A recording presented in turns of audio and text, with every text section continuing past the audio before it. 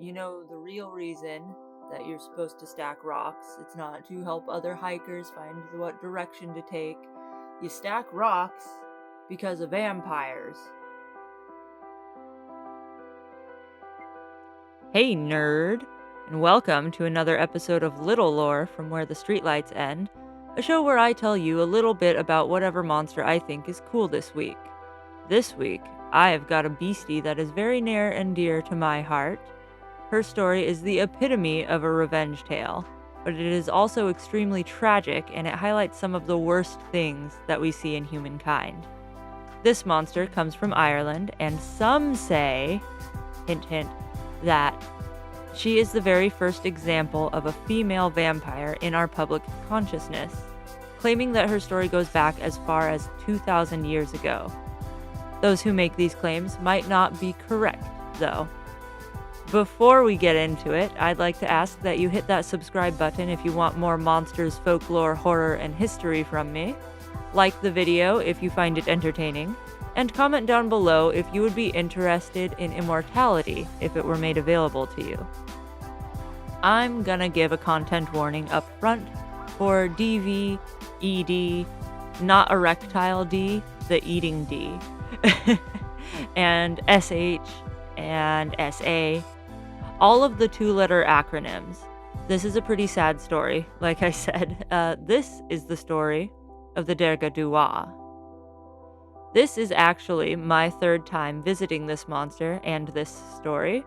This is one of the first creatures that I wrote about when I was making articles, and it was one of the first topics that I recorded myself talking about.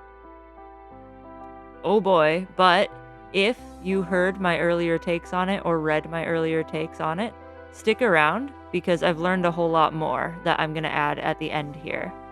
The reason that I love this story and this creature so much is that it's not only a good, heartbreaking story and a scary monster, it's a powerful metaphor for the ways that people are forever changed by the traumas that they experience in life.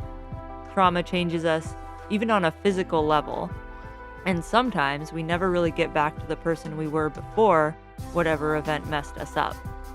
That's unfortunately what happened with this monster.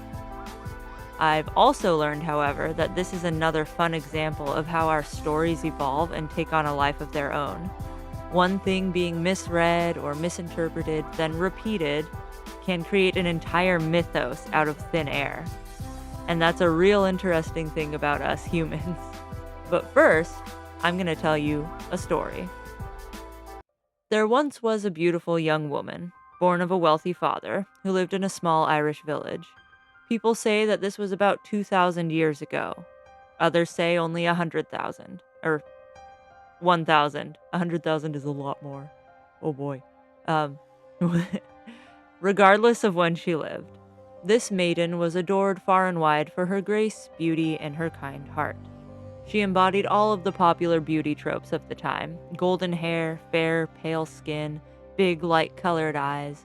Men all across the country knew of her and wished that they could marry her. Classic fairy tale shit. Who she once was, and even her name, have been forgotten. Her legacy is now only about what she became.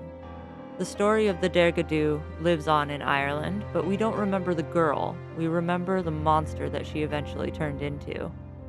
The story goes that this young woman was in town one day when she met a nice lad that struck her fancy. He was allegedly just as handsome as she was, and even equally gentle of heart. He was a hard-working, steadfast son of a poor farmer. His father was getting on in years, he was old, and the lad was dedicated to carrying on the labor that kept the farm running and the family fed. What was left of his time was dedicated to his love, this beautiful daughter of a wealthy man across town. His family was poor, and they toiled each day only to return home with empty pockets just as they had left with in the morning. The father of his beloved, unfortunately, wasn't as kind as she was. When Daddy found out that his daughter had been gallivanting with a peasant boy, he grew furious and demanded that she never see him again. Furthermore, she would be married soon. He had chosen a much more suitable husband to have her hand. This marriage would bring honor and respect to their family, and more importantly, This man to whom she would be wed was wealthy. And while this family already had plenty of money, the only thing someone with lots of money seems to think they need is more money, right? So this marriage was going to happen, and it was going to happen promptly, whether the young lady liked it or not. She would be betrothed to a poor man over his dead body. Poor people are fucking gross. I have no money. Quickly after learning that his daughter was in love with the farmer boy, he accepted a large payment as a dowry from some rich asshole from out of town. On her last night of freedom, our girl snuck from her house to be with her beloved farmer boy, and she begged him to do something, anything, to save her from her wretched fate. He promised her that he would. No matter what, no matter how long it takes, he would save her and take her away so that they could be together. Both knew that if they carried out this plan, they would be forced to go into hiding. For the girl, this was okay because she already rather hated her father, after all this, of course. For the lad, however, he actually loved his family, and they depended on him. Without him, his mother, his siblings, and his elderly father would have no one to take care of them. But he said to his lover that it would be worth it. They would be all right. He would surely come, and he would find her. The following day, she stood in white beside the man who had so easily bought her from her father, her skin more pale than usual, her cheeks more rosy, and painted with salt from her tears, but with her shoulders back and her head held high. She despised this man, and she knew at once that his heart was as rotten as his teeth. But she knew that this was temporary. He may have bought her, but he would never own her. She would not give in to this despair, for she knew that her true love would come to save her someday soon. The next day, her father rode back to her family home, shiny new coins jingling in his pockets. And she was left there with this terrible, terrible man in his giant castle of a home. Not only was her new husband ugly, he was cruel. She quickly realized that he used his wealth as a weapon and as a shield to protect him from consequences, as he treated everyone around him like shit. When he tried to take her, in a manly fashion, if you know what I mean, she would fight back and try to stop him, but he would always overpower her. Not long after the marriage, his jealousy got the better of him, and he went absolutely mad, totally batshit, screaming about how only he should be able to enjoy her beauty. Only he should ever get to lay eyes or hands upon her. And also, he'd have to really teach her a lesson for always denying him. Who did she think she was? Consent doesn't exist. Not for people with money. Ugh. So, he locked her up in a room, at the top of a tower, to one side of his castle. A la Rapunzel. You feel me? This way, no one else would ever behold her, and no one else would speak to her or poison her mind. And maybe she would quit trying to fight him. At first, she took these punishments in stride, never cowering in fear, backing down, or giving in. Even when her jaw was broken, her spirit was not. She somehow always maintained her composure, and she held tightly to her faith that one day her love would come and find her. But weeks had passed, and then weeks more, and still her lover had not come to save her. Then months passed. All the while her abuse continued. The man took a fancy to holding a sharp blade to the pale skin of her throat, daring her to try to fight back, and even when she didn't, he would slice her skin just enough for the blood to trickle down and stain her clothes. As time passed, she grew bitter, as anyone would. She grew angry, and she grew tired. With each day that turned to night, with her face swollen and bruised, the rage within her grew. The injustice of her suffering, the freedom of this wretched man to do whatever he pleased to her, and the betrayal by her father, being abandoned by her lover, his broken promise. All of these things boiled inside of her to fuel a darkness in her soul that would engulf her. A lust for revenge grew within her, not only revenge against her abusive husband, but revenge against her father, and even against the peasant boy who had never come to rescue her. Even to the people who had supposedly loved her, but had never come to search for her, or tried to contact her since the day of her wedding. Her friends, her family, No one had come to find her at all. She had been abandoned and betrayed by everyone. She determined that the only way for her to escape this prison and to put an end to her suffering would be to end it herself. Clearly, no one was coming to save her. Having been tossed away like trash by everyone she ever cared for, there was no real life for her to return to anyway, even if she were to escape. But she could put a stop to the pain, and she could put a stop to the indignity. She could go out on her own terms. Really, the only freedom which remained to her was the freedom to choose not to live. Some versions of the story say that she hanged herself. Others say that she threw herself out of the tower. The most common and well-known variation of the tale, however, states that she simply stopped eating. She refused to choke down the plain shitty food that was brought to her, and she refused to drink any water she was given. She slowly withered away, growing weaker and smaller, until one day, when the monster of the mansion came to have his way with her again, he found her cold and lifeless on the stone floor. Although it was customary in Ireland at the time to pile stones upon the graves of loved ones, cairns they are called, the purpose of the cairns is to serve as a marker to let people know that someone had been laid to rest there, but also to weigh down the body. The heavy stones were believed to prevent a body from rising up from the grave after death, reanimated with an evil spirit. It's to stop vampires. There is no solid consensus as to why the townspeople failed to perform this part of the standard burial rites for her, but there are two leading ideas. The first is that her husband bade them not to do so for her, perhaps for the purpose of shaming her. It is possible that he was angry with her for never submitting to him. The other possibility is that the people remembered her as being pure of heart, and so they didn't think there was any chance of her being perverted with darkness or her soul being tainted and reanimating the body. They didn't believe it was possible for her to become a vampire because she was too good, right? So they didn't think they needed to do these preventative measures to stop her from returning as a vampire. Does that make sense? I think that makes sense. And so, 1 year later, on the anniversary of her death, her body rose from the grave, with no stones to stop it, possessed by the vengeful spirit of her tarnished, vengeful soul. Now, nothing remained of the woman she was before that fateful day that she was taken captive by that dreadful man. From that day forward, this once sweet and vibrant young woman had known nothing but rage, despair, and suffering.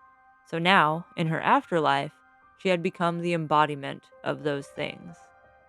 Recalling only the betrayals that she had suffered, the thick dried blood that had coated her porcelain skin, and hatred for those that had abandoned or hurt her.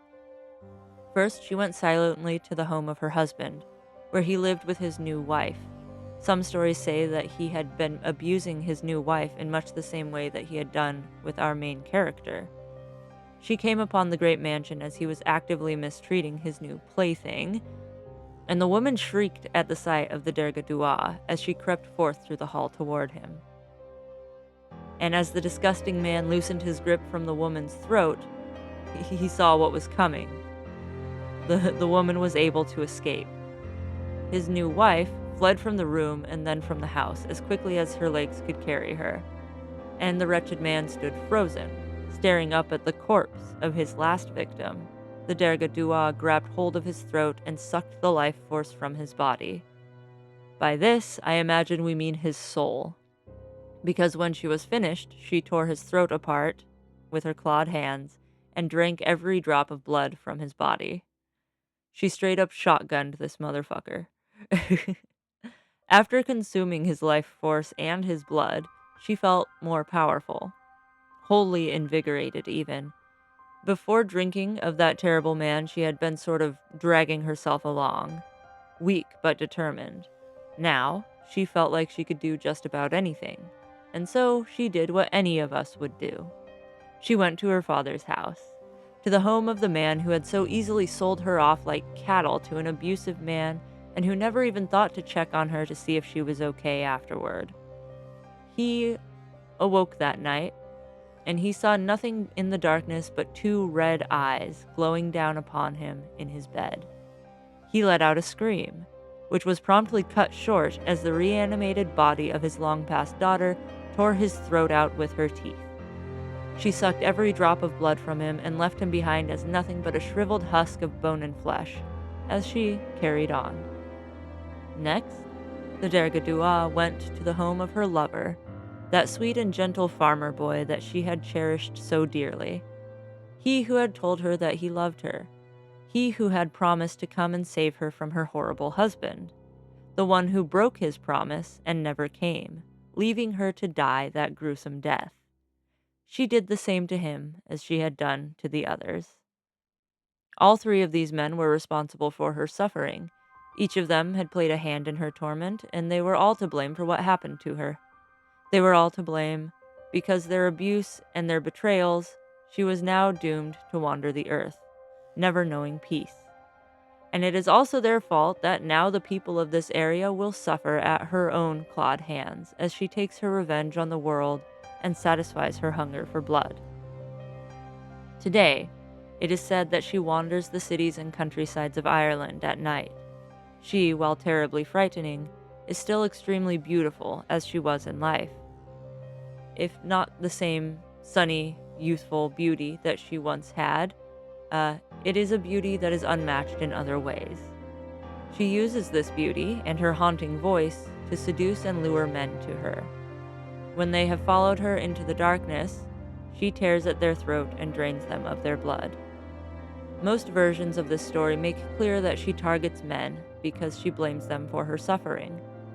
A man sold her off and forgot about her. A man promised to save her and instead left her to die. And a man tormented her and destroyed her spirit. So, with her new power, she preys upon them as much as they had done to her in life.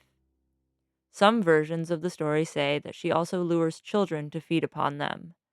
That's not as fun for me, though. Every monster eats children. That's boring now. I like that she's one of the very few I've found who go after men specifically. And that, my friend, my nerdling, is the tale of the Dearg Due, or the Dearg Due. There we go. The oldest known vampire legend in Ireland, and also the oldest known tale of a female vampire. But not actually. In reality, that's not actually the oldest vampire anything at all. This story is actually a modern one, which had never been recorded or known to exist before the popularization of the internet.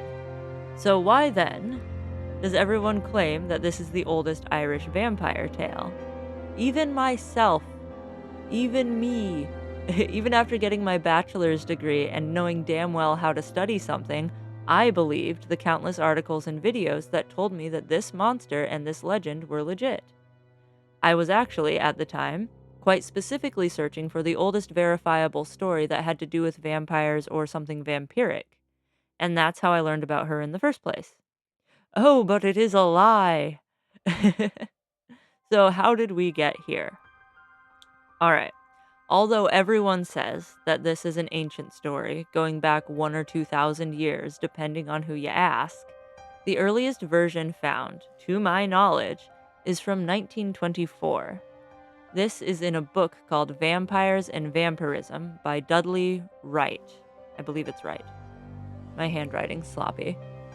The passage in question reads, "At Waterford in Ireland, there is a little graveyard under a ruined church near Strongbow's Tower.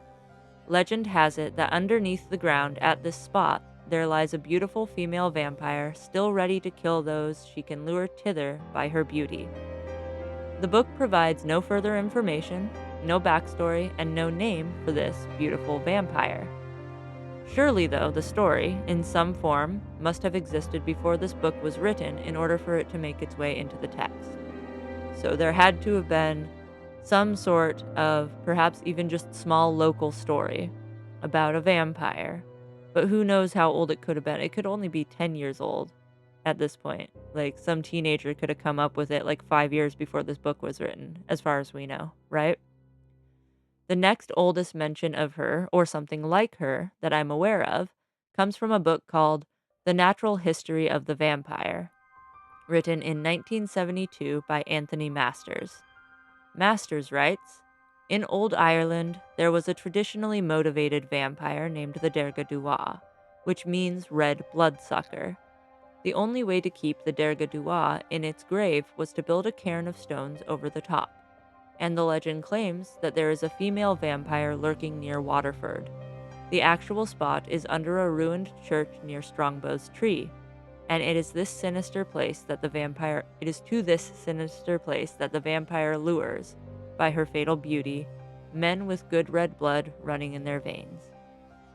So, Masters basically said the exact stuff that Dudley did about 50 years earlier, adding nothing much of use other than a name. Now, we have the first known example of the name Dearg Due being associated with this female vampire. It's possible that someone just threw it together and called her that because it makes sense. Like, how did we get the name? Someone could have just come up with it, right? She sucks blood, so name her the bloodsucker, right? But there is also something else from Old Irish folklore that has a really similar name. And around these parts, we find it's way more often that people mix and mash things together and make weird folklore stews out of things than it is anyone actually comes up with something original, right? There's a little critter that landed on my face. How dare it? My door's open for the outside to be inside. Ow. Anyway, so my theory on this whole name thing is that a few other nerds on the internet also agree with me here. My theory is that the name Dearg Due came about as a mess up on the name Dearg Due. This fly, I swear. Because I can't find any mention of Dearg Due in any Old Irish folklore or stories or even songs going back any further than that book that was written in the 70s. However, the Dearg Due is a very real little critter from old stories, and it exists in real life. This guy is just a super unlucky, possibly even cursed, little black beetle. This beetle likes to stick its rear up into the air when it's spooked, and it sort of curls forward like a scorpion, right? And this funny behavior led people to wondering what would happen if this little guy used his booty to point people in the right or wrong direction.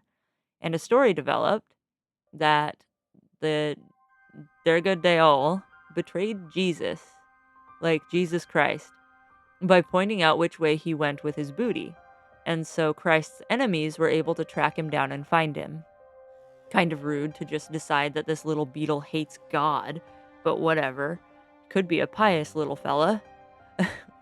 It is my belief that the writers of those old vampire books just sort of mixed a whole bunch of partial stories together, maybe misinterpreted or mistranslated a few things, and ended up with what they ended up with. A pretty lady vampire named the Dearg Due. And then, when the internet started to get popular and people were up on here writing stories and blog posts and whatnot, this whole entire feminist revenge tale was born and associated with that vampire.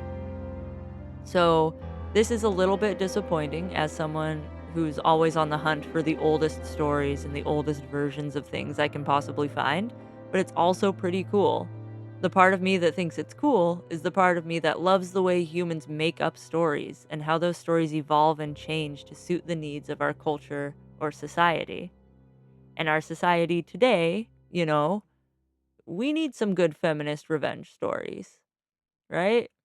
What is it? Slaughter is self-care? Anyway, that is the story of the Dearg Due, and a little bit of backstory on how that story happened to be in the first place. If anyone else has any information, any other references to the Dearg Due or that female vampire from Ireland that I haven't been able to find, I would love to get the sources. If you have them, you can email them to me at backalleyalchemist.podcast@gmail.com. And Leave a comment down below if you know something I don't. Um, but this, I was actively trying to think of any monster that attacks men instead of women or children, right? And I remembered the Dearg Due, one of the first monsters I ever really studied. And in so doing, going back to her, I found all that cool stuff about how the story's not old at all. She's marketed as one of the oldest stories while being probably one of the newest, right? That's so interesting. Anyway, she eats men. And so I've diversified my encyclopedia of folklore monsters by adding a man-eater instead of another child-eater. So, there you go, you're welcome. Now, if I can find any more at all, let me know if you know of any monsters that eat men instead of eating women and children, because I want to do a series. I want to see how many I can collect and read about and write about and tell you about. Anyway, that's the end of it. That's all I got for you. If you like the video, please hit the like button. It helps me a lot. It gets more people to see me, and I know more people than know about me would like me. I just need them to be able to find me. So clicking on stuff, whether it be the share button, the like button, or whatever have you can even copy the link, right? That boosts me a bit. Help more people find me. There could be more comments, more conversation. That's exciting for me. Anyway, like it if you like it. Share it if you know someone who would like it. Comment down below if you would like to be immortal or if that sounds like a nightmare to you. Or if you have more information on the Dearg Due, or if you know of any other female vampires that would be cool to talk about. I did a really long episode about Elizabeth Bathory, or Ezerbet Bathory, last week. If you haven't listened to my long videos, some of those might still be cool, even if you're more of a short video kind of person. This video is getting really long, by the way. Join my Patreon if you want to be involved in the conversation and get extra content. And I love you. Bye.